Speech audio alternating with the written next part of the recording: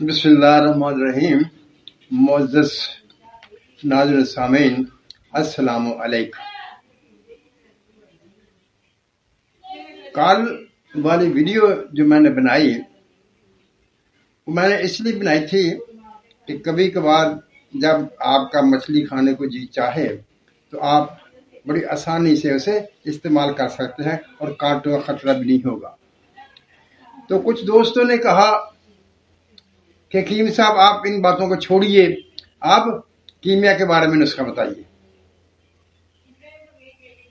हालांकि मेरा प्रोग्राम ये था कि मैं इसके बाद आपको ऐसा मसाला बताऊंगा, अगर वो आप लगाकर कुंडी दरिया में डालेंगे तो बहुत सी मछलियां आ जाएंगी, आप आसानी से मछली को पकड़ लेंगे और आप नाकाम वापस नहीं आएंगे। लेकिन मैं उसे अब छोड़ रहा हूं और आज मैं आपके लिए एक नसीहत वाली वीडियो बनाने लगा हूं। अगर आपने मेरी इस बात को अपने जहन में रखा तो आप बहुत सी परेशानियों से बच जाएंगे और पैसा जाया होने से अपने आप को महफूज रखेंगे। देखिए, अक्सर लोग गोली के पकाने का मुतालबा करते हैं कि गोली को कैसे पकाया जाए, और गोली को पकाने के लिए वो मुख्तलिफ धातुओं की दाब वगैरह बताते हैं कि इस दाब में आप रखेंगे तो गोली पक जाएगी। लेकिन वहां एक बहुत बड़ी चालाकी है, वो मैं आपके सामने रखता हूं। वहां चालाकी क्या होती है? एक कानून कुदरत है। अगर आप पारे की गिरा बनाकर जिस दाब में रखेंगे और वो दाब धात की होगी तो वो जितना पारा उसमें से उड़ेगा उतना उस धात को जिंदा कर देगा। यानी अगर आप चांदी पारे की, नीले पारे की या जस्त पारे की गिरा बनाकर किसी दाब में रखते हैं और खास तौर पर वो दाब किसी धात की होगी, तो जब उसमें रखकर आप उसे आग देंगे तो पारा तो उसमें से निकल जाएगा, लेकिन जितना पारा निकल जाएगा उसमें से उतना ही उस दाब को पारा जिंदा करके उस गोली में मुंतकिल कर देगा। शायद आप ये सोच रहे हो कि मैंने कैसी बात आपके सामने रख दी, जबकि अक्सर लोग गोली को धात की दाब में पकाते हैं और उसे चख देते हैं, वो चरख खाती है। हाँ जी, ये ठीक है, लेकिन यही उनकी कम इल्मी की बात है कि वो जो जड़ चीज खा रही होती है वो पारा नहीं होता, वो धात होती है जिस दात की दाब में उन्होंने गोली रखी होती है। अगर आप इसको परखना चाहें तो इसके लिए भी मैं आपके सामने एक तरीका रख देता हूं, आप इसे परख सकते हैं। आप क्या करें, आप ऐसा करें कि बाजार में से सुरमा स्याह जो आंखों में डालने के लिए इस्तेमाल होता है वो मिल जाता है। आप उसे लाए, उसे बारीक पीस लें। बारीक पीसने के बाद अगर आप चाहें तो आप इसमें जस पारे की गिरा बनाकर रख सकते हैं, कली पारे की गिरा बनाकर रख सकते हैं, या तांबे और पारे की गिरा बनाकर वो उसमें रख दे और उसकी दाब बनाकर सुरमे की उसमें रखें और उसके नीचे खुली आग दे दें। जब आप 3-4 घंटे की आग दे चुकेंगे तो उसको ठंडा करें। ठंडा होने जब ठंडा हो तो उसमें से निकालें तो आपको गिरा मौजूद मिलेगी। आप अब उसको चरख दीजिए और देखिए कि वो क्या है, वो किस जगह पर चरख खाती है, कितना टेम्परेचर लेती है और उसकी मुलायमत कितनी है, वो कितनी नरम है, तो आपको सब वाज़ेह हो जाएगा। अगर आप गिरा बनाकर ना रखना चाहें, सिर्फ उसमें पारा रखना चाहें, तो ये भी आप कर सकते हैं कि आप उस सुरमे को पीस कर बारीक करके उसे दाब बनाएं और उसके दरमियान पारा रखें एक तुला और उसको आहिस्ता आहिस्ता आग दें, तो वो पारा तो उड़ता जाएगा, लेकिन उसकी जगह जो सुरमे में सिक्का होगा वो जिंदा होकर उसकी गिरा आपको उसमें से मिल जाएगी। मेरा ये बात आपके सामने रखने का मतलब ये है कि अगर आप कोई नुस्खा बनाना चाहते हैं और कोई शख्स आपको कहता है कि आप पारे की गिरा फलां دھات کی داب میں، جست کی داب میں، یا تانبے کی داب میں، یا نیلے کی داب میں وہ رکھے، وہ پک جائے گی تو وہ سراسر جھوٹ ہے۔ وہ پارا تو اس میں سے اڑ جاتا ہے، لیکن وہی اس کے اندر جو دھات ہوتی ہے وہ زندہ ہو کر آ جاتی ہے، اور بعد میں ہم کہتے ہیں کہ اس کو تیزاب کھا گیا۔ ایک بات آپ اور یاد رکھیں، جب پارا کسی دھات کے ساتھ ملتا ہے تو اس کو تیزابی کر دیتا ہے۔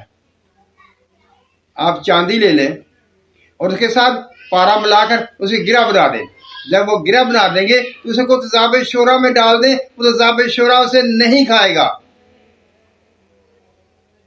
اسی طرح اور جس کی کلی کی جو آپ گرہ بنا کر تیزاب شورا میں رکھیں گے تو وہ تیزاب شورا اس کو نہیں کھائے گا۔ یعنی پارا جب کسی چیز کے ساتھ ملتا ہے تو اس کو تیزاب نہیں کھاتا۔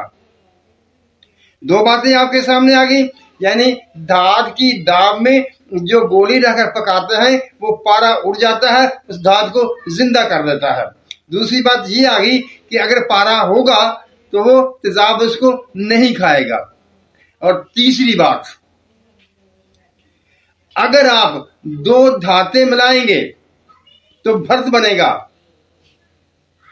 کوئی نئی چیز نہیں بنے گی۔ اگر ایک چیز دھات ہوگی اور ایک چیز کشتا ہوگی اور وہ آپس میں مل جائیں گے، اس کو بھی ملانا پڑے گا تو پھر ایک نئی چیز سامنے آئے گی۔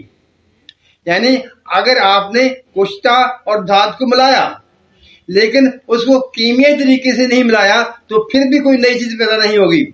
نئی چیز تب بنے گی جب ایک چیز کشتا ہوگی، دوسری دھات ہوگی، اور ان کو کیمیائی طور پر ملایا جائے گا تاکہ وہ کیمیائی طور پر آپ سے مل جائیں تو ایک نئی چیز پیدا ہوگی۔ نہیں تو اگر دو دھاتیں آپ سے ملیں گی یا تین دھاتیں آپ سے ملیں گی تو بھرت ہی بنائیں گے، کوئی نئی چیز نہیں بنائے گی۔ یہ باتیں میں آپ کے سامنے اس لیے رکھ رہا ہوں کہ آپ دھوکہ نہ کھائیں اور مجھے بھی ان کا اجر مل جائے کہ میں نے آپ کی خیر خواہی میں وہ باتیں آپ کے سامنے رکھ دی ہیں جو آپ کو دھوکہ دے سکتی تھیں، جس کا آپ کو نقصان ہو سکتا تھا۔ میں ایک اور بات بتا دوں آپ کو، میں جو یہ نسخے آپ کے سامنے رکھتا ہوں، آج تک مجھے ایک شخص کے علاوہ کسی نے یہ نہیں بتایا کمنٹس میں کہ میں نے یہ والا نسخہ بنایا، وہ بنا ہے یا نہیں بنا۔ میں جو کہتا ہوں کہ میرا ہر نسخہ بنتا ہے جیسے میں کہتا ہوں ویسا ہی بنتا ہے، تو آپ کبھی تو یہ اس کو پر تھوڑی سی محنت کر کے مجھے واپسی جواب دے دیا کریں، کمنٹس کر دیا کریں کہ ہاں یہ میں نے محنت کی، یہ بنا نہیں بنا۔ ایک صاحب نے لکھا تھا، انہوں نے لکھا تھا کہ وہ جو پٹھ کنڈے کے نمک میں سملفار بنانا تھا، اس نے لکھا تھا کہ میں نے وہ بنایا تو وہ چرخ کھا گیا۔ آپ دیکھیے وہ صاحب کتنے شریف آدمی تھے، یعنی انہوں نے یہ نہیں دیکھا کہ جو میں آگ دے رہا ہوں وہ زیادہ ہونے کی وجہ سے سملفار چرخ تو کھا گیا لیکن اڑا تو نہیں نا۔ اب وہ چرخ کھا جائے سملفار تب بھی کام کرتا ہے، اگر وہ پھول جائے، اگر آپ ہلکی آگ میں سے بنائیں گے تو وہ پھول جائے گا جیسے کہ میں نے بتایا تھا، تو وہ بھی کارآمد ہوگا۔ معزز سامعین، میں چاہتا ہوں کہ آپ لوگ میرے بتائے ہوئے نسخے کو بنائیں اور اس کا رزلٹ مجھے بتائیں۔ مجھے رزلٹ کی ضرورت نہیں ہے، میں صرف یہ چاہتا ہوں کہ آپ بنائیں تو آپ کو پتہ چل جائے کہ جو بات میں آپ کے سامنے رکھتا ہوں وہ صحیح ہوتی ہے، وہ ویسے ہی ہوتی ہے جیسی میں کہتا ہوں۔ لیکن آپ تو اور سی اور باتیں پوچھتے رہتے ہیں۔